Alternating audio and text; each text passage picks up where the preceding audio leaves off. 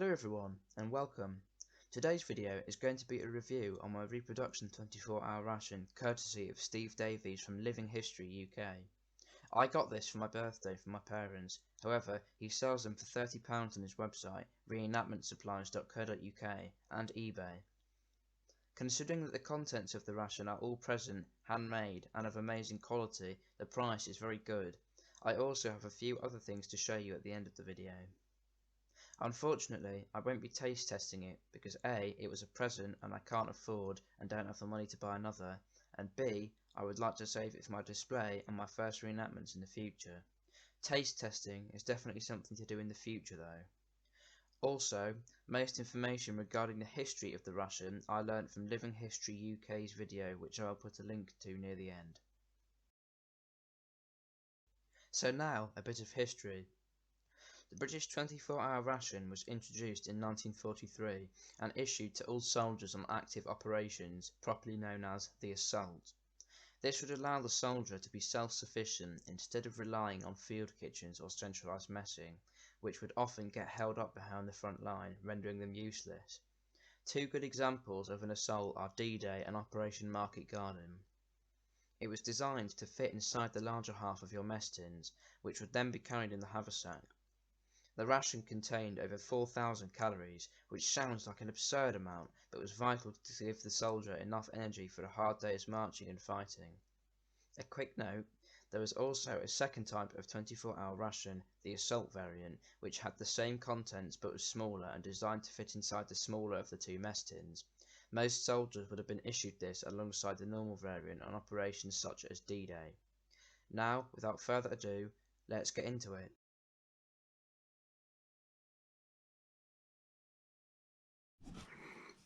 Now, I think it's just time to get a look inside. We'll have a look inside, so we'll take off the lasso band here.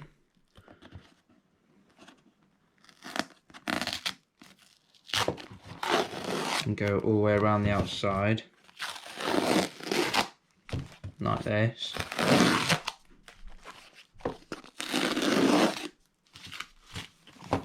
Get this out of the way. If I wanted to reseal this, I could always just put the stuff back in the box and put more of that around it. So, right, let's take a look inside. I'm quite excited actually. So, inside the first thing we see will be the instructions pamphlet. And as you can see, here's the content. And I have to say, there's a lovely rich smell coming out of that box. All that fat and all the energy inside there, it smells absolutely lovely. Oh, it's really nice. So the contents, as you can see here, this box contains the full rations in concentrated form for one man for one day as follows: 10 biscuits, 2 sweetened oatmeal blocks, tea, sugar, milk blocks maybe wrapped together, 1 meat block, 2 slabs of raisin chocolate, 1 slab of plain chocolate, it would have been a vitamin-enriched chocolate in the originals, boiled sweets, 2 packets of chewing gum, 1 pack of salt, meat extract tablets, which will make a nice cup of bovril, 4 tablets of sugar, and 4 pieces of latrine paper. And it even gives us a suggested menu, but we'll take a look at that after we've had a look at the content. So that can go to one side just over there for now. So the first item will be this latrine paper. Now this is just medicated toilet paper that Steve has used. But that's, basically what they would have used in the originals anyway. I don't really think it would be very good to have a go with it though, because you can see my fingers through it. Look how thin it is. It's not very nice, that at all. I don't think I want to have a go with it. But anyway, that's the first piece. So we'll get that off to the side and fold that back up. There we go. Right, so we've got boiled sweets. So they're the first things to take out, and I think I'll just put them along the side here. Quite a lot of those. They're all tucked down inside there. And then we've got 4, as it says, 4 bouillon cubes, which I'll put to this side here. We have 4 sugar cubes, which you can put in your tea, or you could put in your porridge. I don't think you should put them in your tea though, because I know that the tea is about 65% sugar already, which I think if you put more, it would just become inedible. You've got little packets of salt. This is where it gets interesting, because these are really, really nicely wrapped in like period correct paper. Nice little packet of salt. I think that the grease on it's just coming off the meat block, but that's perfectly fine because meat's greasy and it's meat. You can hear that in there. So we've got salt. We then have more of these boiled sweets. They're all packed down nice and tightly there. Get the last one out. We have 2 packs of chewing gum. We've got one here, so I'll put that there for now. Now, we've got 10 service biscuits. Now, for my, I did eat one of these because I've got a confession to make. I did open it earlier just to have a quick look because I couldn't resist and I resealed it and I tried one of the service biscuits. Well, that's mainly because when I was taking it out, I broke it because I'm clumsy. So I decided instead of putting it back in, I just eat it. So we've got 10 service biscuits, which are nice dipped in your gravy, which your meat block would make. They're just like hardtack. As I say, 2 packs of chewing gum. Now, I think we'll take out the chocolate now, because we have 3 bars of chocolate. And I have to say, they're really nicely wrapped. They look really nice. We have, I think that's the raisin chocolate, and these are the 2 plain of, no, there'll be the raisin chocolate, and that's the plain one.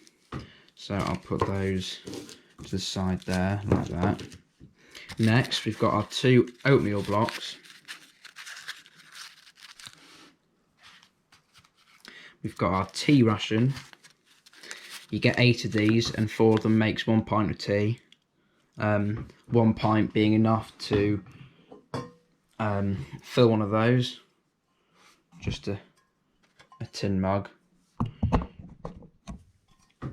And our final item would be the meat block, which is coated in grease, but that's correct because it's meat. I'm glad it's coated in grease because if it had no grease on it, then it probably wouldn't be meat. So let's get the box out of the way and we'll bring these contents into the middle more. Now I have to say it's all packed in there very well, and it's actually quite surprising how you can get all this stuff into a fairly small box that's got a fairly small volume inside.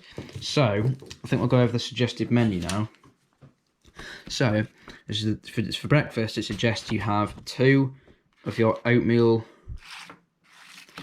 porridge blocks, 2 biscuits, which would be these 2 hardtacks, and tea blocks. So you'd have half of your quantity provided. So that would be, that there would be your breakfast, which I think when all melted down with water to make your porridge would be fairly hearty. And then for supper, you would have meat block, biscuits. You probably eat most of your biscuits. You'd eat the leftover ones, and tea blocks. So you'd have the rest of your tea. So altogether, you'd have 2 pints of tea. And then after breakfast, remove 2 or 3 biscuits, chocolate, chewing gum, and sweets, and place in convenient pockets for use during action, then thus being more readily available when required. So it's kind of like you do with a packed lunch on a hike. You'd stash sweets and crisps in your pockets when you walk, and you can just put your hands in and take some. So it's basically the same concept. And with these beef stock cubes or bouillon cubes, you could, if you require more hot drink than just 1 pint of tea, which I don't think I would because a pint's quite a lot, you could melt one of these down in some hot water and have stock, a nice buffalo stocky beef stock drink. And for your pudding, any sweets and chocolate left over from the day. To prepare a hot meal, crumble the blocks up finely into a mess tin. Add water to a depth of about half a pint for 2 oatmeal blocks and the meat blocks, and about 1 pint for half the quantity of tea blocks provided. Boil with stirring for 3 to 4 minutes. If circumstances make heating water impossible, the oatmeal and meat blocks can be eaten dry, in which case eat them slowly, chew them well, and drink some water at the same time or soon after. And there's notes at the bottom. So just telling you stuff like the amount of water suggested is only approximate. Cook the meat and porridge, oatmeal carefully or they'll burn. Things like that. So it's basically just telling you It is more economical for men to cook in pairs and make the larger part of the mess tin full of tea to give nearly 2 pints, using all tea blocks in one pack. It is essential to use cookers away from all draughts, using a tin as a shield, or by making a small slit trench. So that would be to keep the smoke away from the enemy. So I'm really pleased with it. It looks really nice, and I'm happy with everything in it. It looks it fits in with the theme of Second World War. It definitely looks the part, definitely looks period correct. You've done everything very well, so I'm very pleased with that. I'm having trouble folding up the blooming toilet paper now. There we go, finally. So yeah, I'm really pleased with it, and I'll look forward to using this to the event, and for now it's just going to be on my display. I'm sorry I can't taste it, but I just can't afford to be buying another one, and I want to save this when I'm doing events. Although I may have another board suite. No, I'm going to have to resist because they're too important. Anyway, let's get on to the next part of the video. So now I'm going to show you how to pack this up again.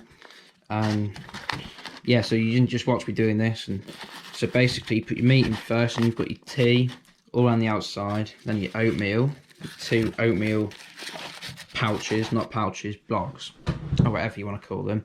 Then you want to put your 3 bars of chocolate in. I like everything to be perfectly symmetrical because I'm a bit mental like that. It has to be all perfect for me, it really annoys me. So that's there. Then I've got your service biscuits, they go in next. So I've got them in nicely there.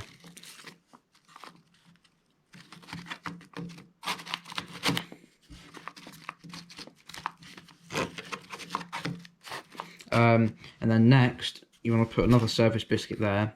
Bearing in mind I've only got 9 of them because I ate one earlier, as I said. You've got 2 packs of chewing gum, which I'll put down there. Your 4 bouillon cubes along the side here.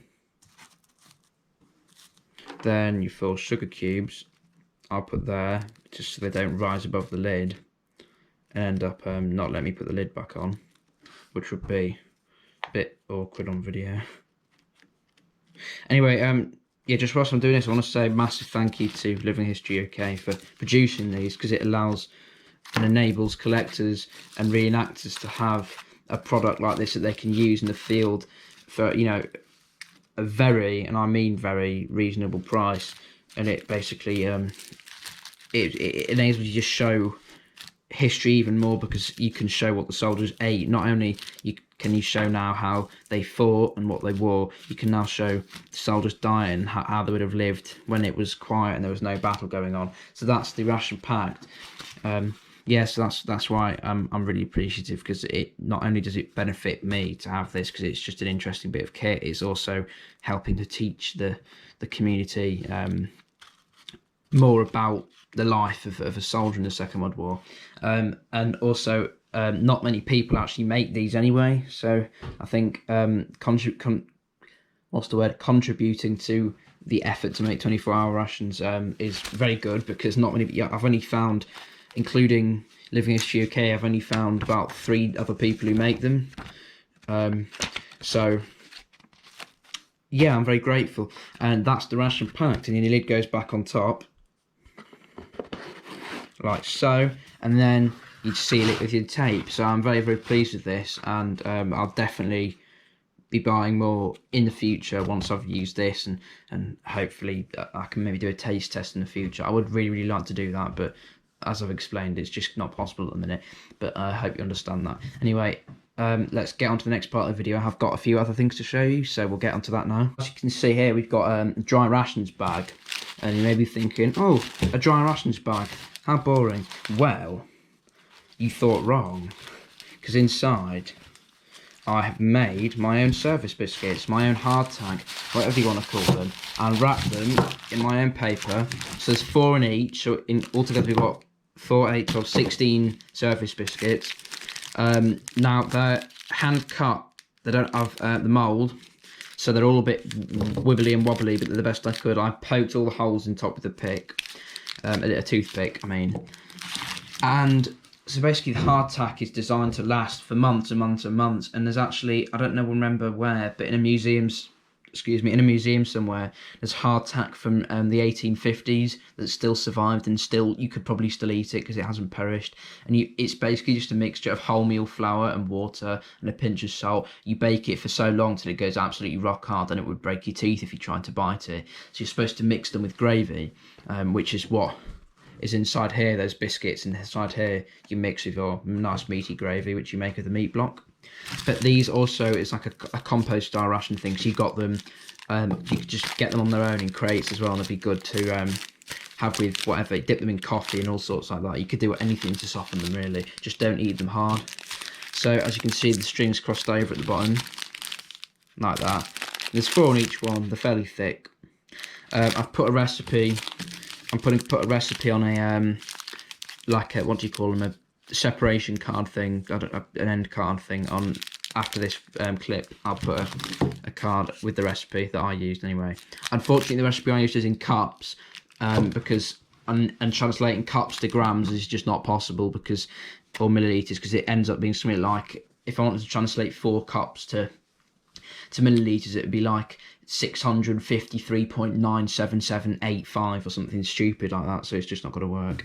The next thing is I've made my own compo rations. These are just a tester, so what it says on the can is actually what's inside the tin, and I looked for tins without ring pulls. Obviously there was a date on top, but I just used sandpaper and took that off.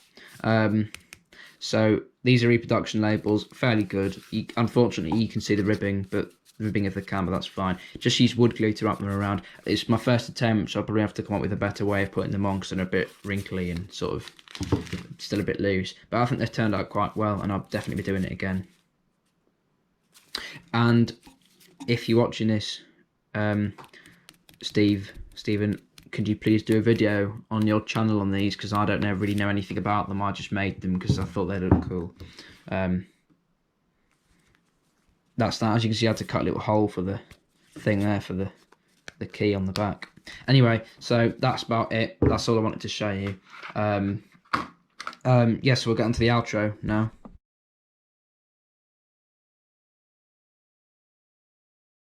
That's about it for this video.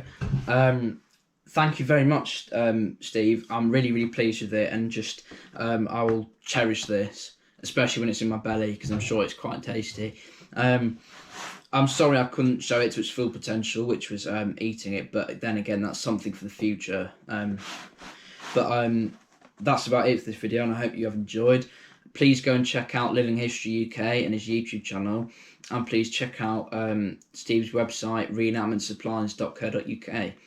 Anyway, I'll see you in the next video. Bye bye.